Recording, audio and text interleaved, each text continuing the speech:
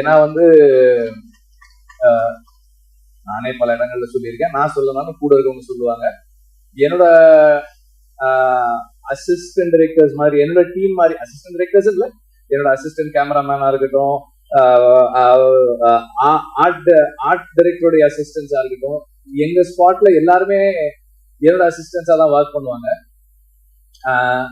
இந்த மாதிரி ஒரு டீம் எங்கேயுமே பார்க்க முடியாது. ஏன்னா நார்மலா அசிஸ்டன்ட் டைரக்டர்ஸ் எப்படி ஒர்க் பண்ணுவாங்கன்னா, ஒரு ஒரு ஸ்கிரிப்ட் இருக்கும், இன்னைக்கு வந்து இந்த சீன்லாம் எடுக்க போறோம் அப்படின்னு இருக்கும், அதுக்கு இந்த ஆர்டிஸ்ட் வருவாங்க, இந்த ப்ராப்ஸ் இருக்கும், இதெல்லாம் இருக்கும், அப்படிதான் ஒர்க் பண்ணுவாங்க.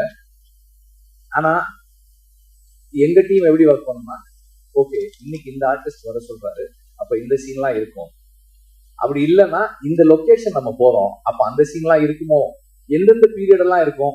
இப்ப நான் திடீர்னு போயிட்டு அதான் இன்னைக்கே சொன்னேன், அந்த பீரியட் 70s வரணும், இது அதான் ரெடியா இருக்கு, ரெடியா இருக்கு, ஓகே அப்ப அது 60s அதுவும் ரெடியா இருக்கு.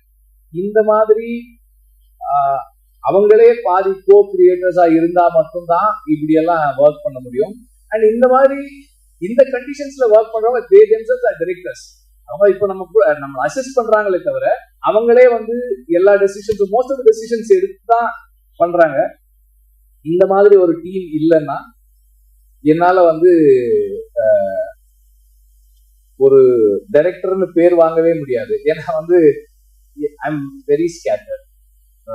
என்னோட இங்க ஒண்ணு பண்ணுவேன், அங்க ஒண்ணு பண்ணுவேன், அங்க ஒண்ணு பண்ணுவேன், இதெல்லாம் ஒன்னா கட்டி இழுக்கிறது வந்து என்னோட டீம் தான். அவங்கதான் வந்து அதை ஒழுங்குபடுத்தி வைக்கிறாங்க.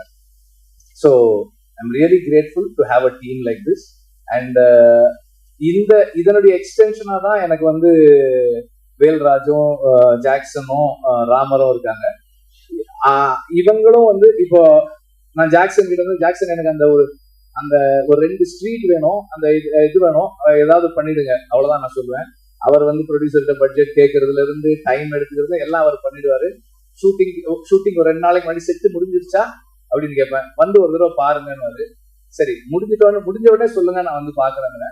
நான் நார்மலா ஒரு லொகேஷன் பாக்குற மாதிரி தான் போவேனே தவிர, நார்மலா ஒரு டைரக்டர் வந்து எனக்கு செட்ல இதெல்லாம் வேணும் அப்படி போக மாட்டேன். ஒரு ஆக்சுவல் லொகேஷன் பார்த்துட்டு இந்த லொகேஷன் இப்படி இருக்கு, இதுல நான் எங்க கேமரா வச்சுக்கிறேன், அவர் வரும்போதே சொல்லிடுவார், இங்க வந்து போனா இது மேல கேமரா ஏற்றுவோம், அது வந்து ஸ்ட்ராங்கா போட்டுக்கலாம், அது வந்து அந்த கோடா வைக்கிறதுக்கு அடிச்சுக்கங்க அப்படின்னு.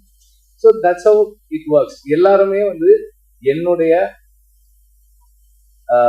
ஸ்கேட்டர்ட் தாட் ப்ராசஸை அண்டர்ஸ்டாண்ட் பண்ணிட்டு எனக்குள்ள இருந்து டீசென்டான ஃபில்ம்ஸ் வர்றதுக்கு ஹெல்ப் பண்றாங்க. So I am very grateful to have a team like this.